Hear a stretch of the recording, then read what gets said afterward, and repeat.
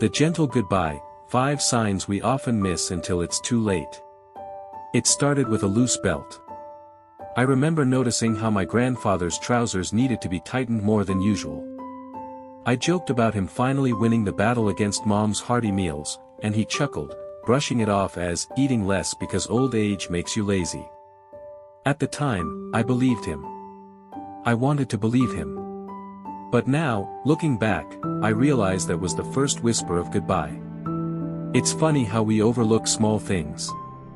Grandpa's favorite jacket started to hang looser around his shoulders. The kitchen table, once lively with his hearty appetite, grew quieter. Meals became more about picking at food than savoring it. We tried tempting him with old favorites, chicken stew, spicy noodles, fresh bread.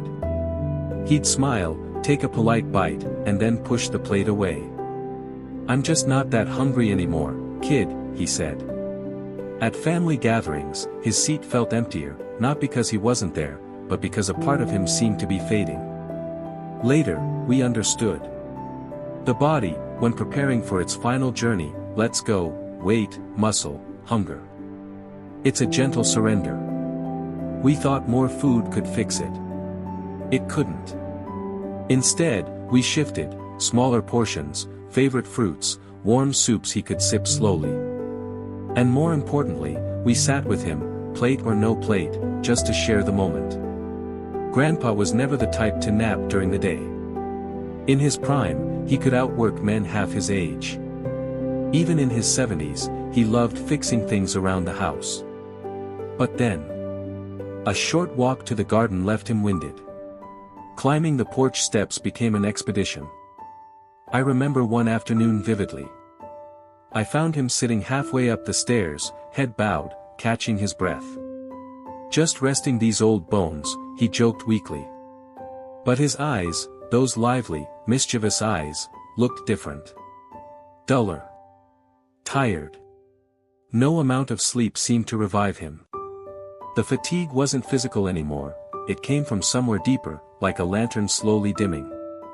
We learned to slow our pace to match his, to treasure the small walks to the mailbox, the quiet afternoons spent side by side, doing nothing but being together. One evening, as twilight melted into the room, Grandpa called me Tommy. My name isn't Tommy. It was the name of his long-gone brother. I corrected him gently. He smiled, confused, then laughed it off. Getting old means you get free passes for mistakes, right? But the slips became more frequent. Forgetting names, losing track of conversations, getting lost in his own living room. At first, it hurt. It felt like losing him bit by bit. But then we realized, the core of him was still there.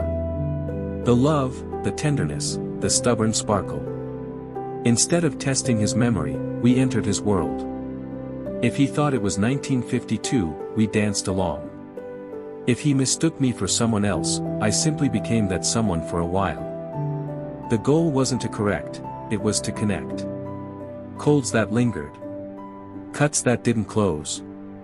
Each infection took a little more from him. There was a constant, low-grade war happening inside his body, battles we couldn't see but could feel in the slow way he moved, the new weariness in his voice. Trips to the doctor became more frequent, prescriptions piled up, yet somehow nothing seemed to fix him. That's when it dawned on us, we weren't fighting to make him better. We were fighting to make him comfortable. We stopped focusing on curing and started focusing on caring, warm blankets, favorite songs, the smell of Mom's baking wafting through the house, even if he barely touched it. Love became the strongest medicine.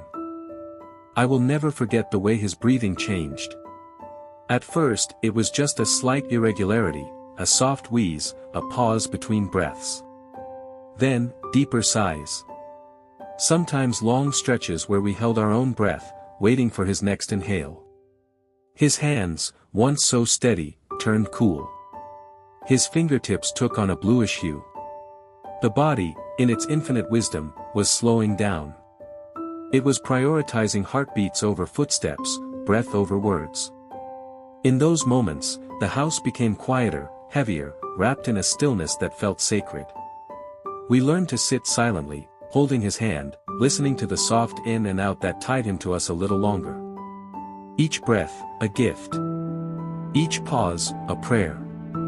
Looking back, I realize Grandpa wasn't just preparing for death. He was teaching us how to live. To notice small things. To sit quietly with someone you love without needing to fill the silence. To say, I love you, without words. To hold on lightly, and to let go gently. Recognizing the signs didn't make losing him easier. But it gave us something most people never get, time. Time to laugh a little more. Time to hug a little tighter. Time to say goodbye not all at once, but slowly, with grace and gratitude. If you are walking this road with someone you love, know this, every moment matters.